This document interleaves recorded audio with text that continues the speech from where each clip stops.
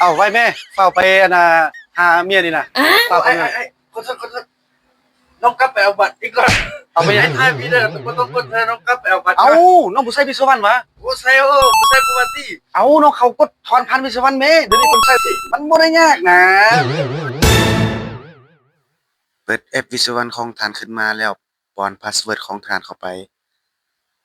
หลังจากนั้นเข้าไปเลือกบัตร ATM ของท่านในแอปวิศวะแล้วมาเลือกที่ถอนเงินสดผ่านตู้ ATM เลือกจำนวนเงินที่ท่านต้องการถอนแล้วกดต่อไปหลังจากนั้นเลือกบัญชีหลักของท่านแล้วกดที่สแกน QR Code โอ้พระเจ้าช่วยก้อยทอดออกมาแล้ว มันบ่ได้ยากนะ โอ้ดีใจแล้ว